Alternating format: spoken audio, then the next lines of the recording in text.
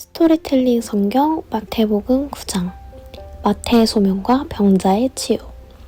소제목입니다. 예수께서 중풍병자를 고치심. 마을 사람들에게 배척당하여 가다라 지방을 떠나신 예수님. 그분께서는 다시 배를 타고 갈릴리 바다를 건너 초창기 복음 사역의 중심지로 삼은 자기 마을 가버나움으로 돌아오셨습니다.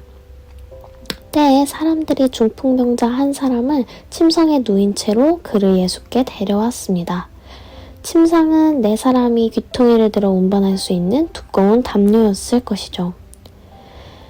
그들은 그 환자를 예수께로 데려가면 분명 나을 수 있으리라고 확신하였습니다. 예수께서는 그 사람들의 믿음을 장하게 여기시고 중풍병자에게 말씀하십니다. 안심하시오 아들이여, 내가 당신의 죄를 용서하였소. 그러자 그 자리에 있던 율법교사 몇 사람이 예수님의 그런 말을 듣고서 깜짝 놀라며 속으로 생각합니다. 뭐야? 예수 저 사람이 자기가 마치 하나님인 것처럼 말하다니. 지금 이 사람이 하나님을 모독하고 있군. 그때 예수께서 그들의 생각을 아시고서는 말씀하십니다. 어찌하여 당신들은 그렇게 악한 생각을 하는 것이오? 당신의 죄를 용서한다 라는 말과 일어나 걸어가라 라고 하는 말 중에 어느 말을 하기가 더 쉽겠소? 병 고치는 이적을 베푸는 것이 더 쉽다는 말을 강조해서 표현한 것입니다. 죄사함은 오직 하나님만이 가질 수 있는 권세이지만 병 고치는 이적은 능력 있는 하나님의 사역자들도 능히 가질 수 있는 권세이기 때문입니다. 이제 예수님은 자신의 병 고치는 이적을 베푸는 권세는 물론이고 죄 사함의 권세까지도 가지고 있는 자임을 분명히 선포하십니다. 그렇소. 인자에게는 세상에서 죄를 용서할 권세가 있소. 죄인인 인간이 인간의 죄를 사할 수는 없습니다. 죄사함은 오직 하나님만이 하실 수 있죠. 예수님은 하나님의 아들로서 곧 성자 하나님이시기에 죄사함의 권세를 가질 수 있었습니다. 그러하기에 하나님이신 예수님에게 있어 병 고치는 이적을 베푸는 일쯤은 아주 쉬웠습니다. 이제 내가 이 사람을 낫게 하여 당신들에게 그 증거를 보이겠소. 예수께서는 그 중풍병자에게로 돌아서서 힘차게 명령하십니다. 이제 침상에서 일어나 당신의 침상을 들고 집으로 가시오. 당신의 병이 다 나았소. 그러자 중풍 들었던 그 사람은 언제 그랬느냐 한 듯 즉시 침상에서 일어났더니 제 발로 뚜벅뚜벅 걸어가서 자기 집으로 돌아갔습니다. 그 광경을 본 사람들은 몹시 두려워하며 사람에게 이런 권세를 주신 하나님을 찬양하였습니다. 소제목입니다. 예수께서 마태를 제자로 부르심. 죄를 사하신 후 중풍병자를 고치신 예수님은 그곳을 떠나 다시 길을 가셨습니다. 길 가던 중에 예수께서는 마태라는 사람이 가버나움 세관에 앉아있는 것을 보셨습니다. 가버나움은 상업과 교통이 발달했던 다마스쿠스와 갈릴리 지역의 해안 도시들과 연결되는 길목에 있었습니다. 육상 및 해상으로 운반되는 상품들에 대해 관세를 부과하기에 적합했던 곳이죠. 그곳 세관에서 일하고 있는 마태를 한참 동안 주목하여 보신 예수님, 무언가 결심한 듯 입을 열어 그에게 말씀하십니다. 보시오, 당신은 이제부터 나를 따르도록 하시오. 세리 마태를 제자로 부르신 것이다. 그러자 마태는 자리에서 벌떡 일어나 뚜벅뚜벅 걸어 예수님 앞에 엎드렸습니다. 그건 말씀에 대한 순종의 표시였죠. 이 세리가 마태복음을 기록한 바로 그 마태입니다. 주님의 부르심에 겸손한 마음으로 순종한 결과 부당한 돈을 취급하던 손이 변하여 메시아 예수의 복음을 기록한 거룩한 손이 되었습니다. 예수께 부름받을 당시 마태의 직업은 세리였습니다. 당시의 세리는 유대를 지배한 로마 정부를 위해 세금을 걷는 사람이었죠. 유대인들은 자신을 지배하고 있는 이방 제국을 위해 동포의 혈세를 거두는 세리들을 무척 미워하고 멸시했습니다. 그래서 세리를 창녀 및 죄인과 같은 부류로 취급했죠. 대부분의 세리들은 부를 쌓고 자신들의 배를 불리기 위해 종종 규정보다 더 많은 세금을 거두기도 했습니다. 심지어 어떤 세리들은 큰 길에 야외 사무소까지 차려놓고 사람들이 나르는 물건에 대해 세금을 걷기도 했죠. 마태는 그런 삶에 대한 회의를 강렬하게 느끼면서 예수님의 복음에 대해 깊이 생각하던 중에 제자로 부르심을 받은 것이죠. 어느 날 예수께서는 제자들과 함께 세리 마태의 집에서 식사를 하셨습니다. 그 자리에 마태의 동료 세리들은 물론이고 당시 죄인으로 취급받은 이방인들도 많이 참석했습니다. 이런 모습은 유대 정통파 경건주의자들인 바리새파 사람들이 보았습니다. 유대 사회에서 식사는 서로 간의 인정과 우정, 평화와 사랑, 언약 공동체의 확인을 의미하는데요. 따라서 죄인의 대명사인 세리 및 창기들과 식사를 하는 것은 매우 불경스러운 일이었습니다.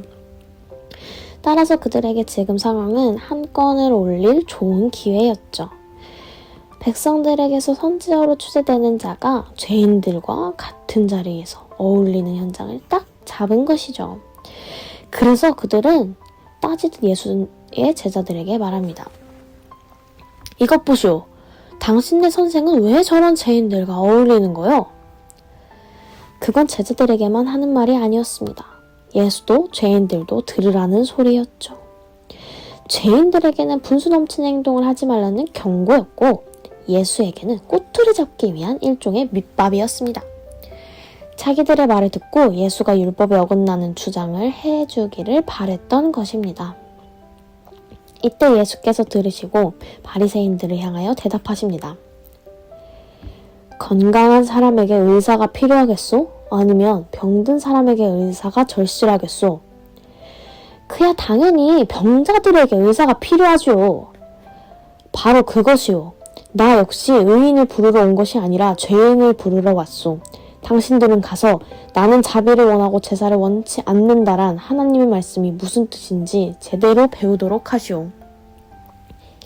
여기서 건강한 사람 또는 의인이란 바리새인들이나 사두개인들처럼 자신을 의롭다고 여겨 더는 사죄의 은총이 필요하지 않다고 생각하는 사람을 가리킵니다.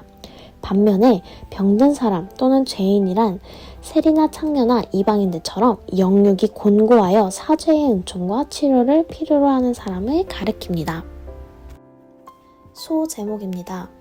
금식에 대한 질문. 하루는 세례 요한의 제자들이 예수께로 나왔습니다. 그들은 예수님도 자기 스승과 같은 편이라고 생각했죠. 스승에게서 세례를 받았으니 당연히 같은 정통과 같은 목표를 가져야 한다고 생각했습니다. 세례 요한은 정통으로 내려오는 금식을 중요하게 여겼어요. 월요일과 목요일은 정해놓고 규칙적으로 금식하였으며 속죄일과 불임절 전날에도 금식하였습니다. 유대 지방에서 이미 오래전부터 정해져 내려오던 금식 규례입니다. 세례 요한은 금식의 전통을 계속 지켜나가도록 제자들에게 가르쳤습니다. 때에 세례 요한은 헤롯을 비난한 일로 투옥된 상태였기에 제자들은 스승의 석방을 바라며 더욱 금식하며 기도하는 중이었습니다. 하지만 예수님과 그의 제자들은 정해진 금식일에 금식을 하지 않았습니다. 세례 요한의 제자들은 그들이 왜 금식하지 않는지 대단히 궁금하게 여겼습니다.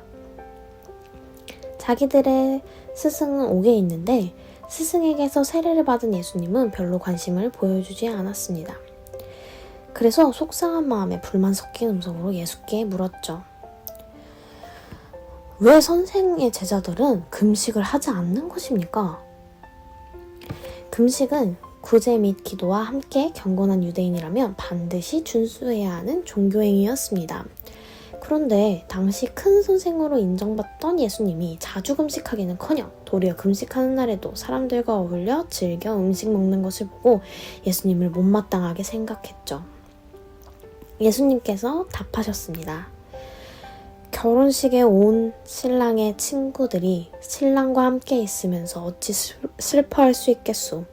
하지만 이제 곧 신랑을 빼앗길 날이 올 터인데 그때가 되면 그들도 금식할 것이오. 그야말로 동문성답입니다. 비유로 답하셨기 때문이죠. 여기서 신랑은 예수님을, 자신을, 신랑의 친구들은 제자들입니다. 예수님은 제자들과 더불어 땅 위에 있는 기간을 혼인잔치에 비유하면서 잔치 중에는 금식이 적절하지 못하다고 말씀하신 것입니다. 하지만 신랑을 빼앗길 날, 곧 예수께서 십자가 죽임을 당할 날이 머지않아 올 터인데 그때가 되면 얼마든지 금식할 수 있다는 뜻입니다. 예수님은 계속 말씀하십니다. 낡은 옷에다가 새 천 조각을 대고 깁는 사람이 있겠소? 그렇게 하면 새 천 조각이 낡은 옷을 당겨서 더욱 심하게 찢어질 것이요. 낡은 가죽 부대에 새 포도주를 담는 사람이 있겠소? 그렇게 하면 낡은 가죽 부대가 터져 포도주가 쏟아지고 부대는 버리게 될 것이요. 새 포도주는 새 부대에 담아야 하오. 그래야 둘 다 보존될 수 있소.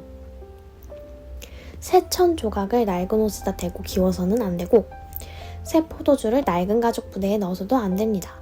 새 포도주의 강한 발효성 때문에 낡은 가죽 부대가 견디지 못하여 터져버리기 때문이죠.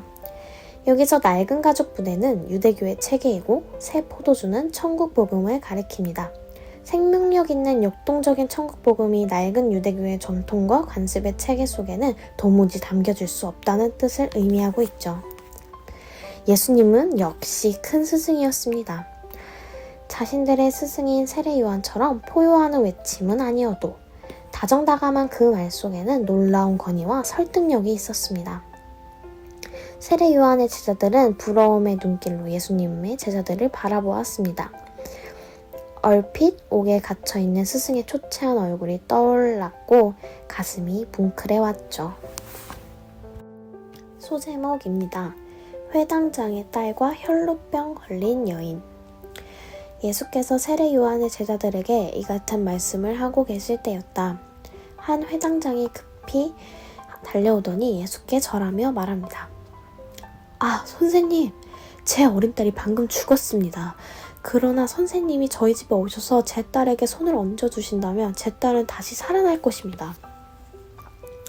굉장한 믿음이죠? 예수께서 죽은 딸도 능히 살릴 수 있다고 믿은 것입니다. 그 믿음을 보시고 예수께서 그 회당장을 따라가셨습니다. 제자들도 함께 뒤따랐죠. 그렇게 회당장의 집으로 가던 도중 12년 동안이나 하혈로 고생하던 한 여인이 예수님의 뒤를 가깝게 오더니 슬그머니 예수님의 옷자락을 만졌습니다. 그 여인은 예수님의 옷자락만 만져도 자기 병이 나을 것이라고 믿었던 것이죠. 회당장 못지않은 큰 믿음입니다. 예수께서는 누군가 자신의 옷자락을 만진 것을 알아차리시고 가던 길을 멈추고서 뒤돌아서서 보았습니다. 한 가련한 여인이 크게 두려워하며 어쩔 줄 몰라 하고 있었습니다. 예수께서는 인자한 얼굴로 그 여인을 보시고 부드럽게 말씀하셨죠. 딸이여, 안심하시오. 당신의 믿음이 당신을 낫게 하였소. 예수님의 그 말씀이 떨어지자마자 그 여인의 병은 즉시 나았습니다. 그동안 온갖 용한 의사를 다 찾아다니고 온갖 좋다는 약재를 다 구해서 먹어봐도 아무 소용없었던 그 혈루병이 12년 동안 하루도 그치지 않고 지속되던 지긋지긋한 하혈이 뚝 멈춘 것이었습니다. 그 여인의 기쁨을 어찌 말로 다 표현할 수 있었을까요? 마침내 예수께서 회당장의 집에 이르렀습니다. 그때 사람들 아이고 아이고 하며 피리 부는 사람들과 함께 떠들썩하게 곡을 하고 있었습니다.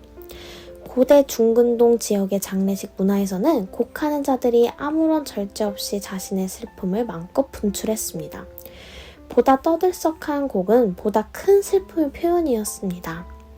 그래서 상당한 가족은 자신들의 통곡을 도와줄 전문적인 호곡군을 고용하기도 했어요. 그때 예수께서 곡하는 자들에게 말씀하십니다. 자, 이제 다들 물러가십시오. 그 아이는 죽은 것이 아니라 단지 잠자고 있을 뿐입니다. 아니, 도대체 무슨 소리인가? 글쎄, 무엇을 잘못 알고 오신 것 같군.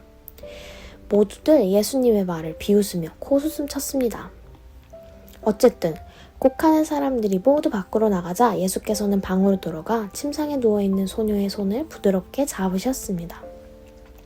그러자 그 소녀는 정말로 잠에서 깨어난 듯 즉시 자리에서 일어났습니다.